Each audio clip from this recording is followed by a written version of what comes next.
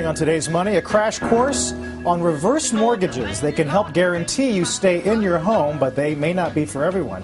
Jean Chatzky is today's financial editor and author of Money Rules. Jean, good morning to you. Nice to see you. This sounds a little complicated, but because the recession has made people worry about their retirement over the next few years, you're getting asked about it a lot, aren't you?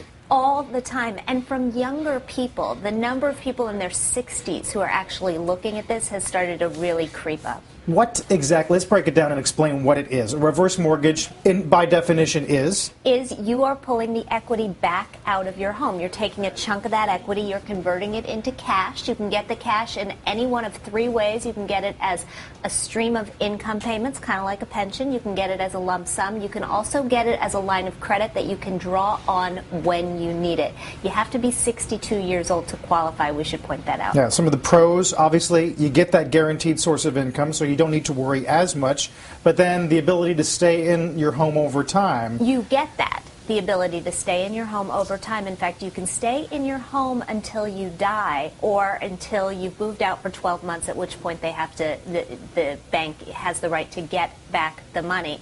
Even if you drain almost all the equity from the home, you can still stay there. The bank can't force you to move. Some of the cons, fees are kind of pricey, right? These are not inexpensive loans. Yeah, you're looking at fees of anywhere from a couple $1,000s up to $10,000.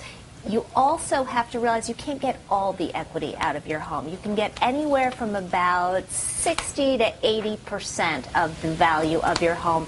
And as you get older, these get more attractive because the bank computes the amount of money that you're going to receive based on the amount of time that they think that you're going to live. Yeah, you mentioned that these have historically gone to older borrowers. I think the average age was somewhere around 73. But it's starting to fall. Right. Now the age of prospective borrowers, at least between 62 and 64. It's up by about 15% over the last decade or so. And again, we think this is because people have been so hard hit by the recession that they're looking for a way to make up that retirement income that they just didn't capture. All right, let's say for a moment that you're going to consider doing this. Okay. What's the first step? You need to start talking about your goals, I guess, right? Right. You need to know how much money do I need, how long do I need that money for, and quite frankly, why am I holding on to this house? Am I doing this for me? Am I doing it for my kids? Sometimes people think their kids will be just devastated if they don't get the house, and in reality, that's just not the case. So talk about it on the table.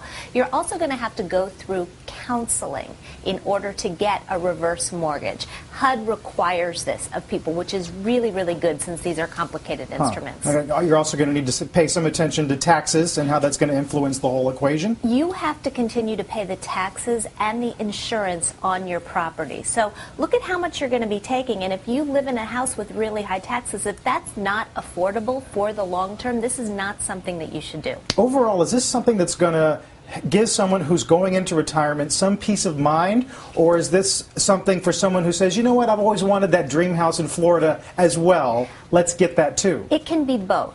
It can actually be both. If you've got a significant amount of assets, it can be the dream home in Florida. For most people, what we're starting to see is that the equity in your home really can be looked at as another portion of your retirement portfolio that you can access even after your income has dropped off the map. What if you already have an existing mortgage? If you already have one, you have to pay that back out of the proceeds before you start drawing on the equity. So you receive $200,000 from a reverse mortgage, you owe $100,000, you only get $100,000. And then finally, requirements on the income you have to have? No requirements on the income. That's the great thing. It allows people who don't have an income anymore to tap the equity of their home when they wouldn't ordinarily be able to refinance. Well, it's funny. We used to think of the home as the emergency way to get some cash, but we're going to be hearing about this for the next few years for sure. Absolutely, but pay attention to the details because it can get pricey. As always, Jean Chatzky, thanks so much.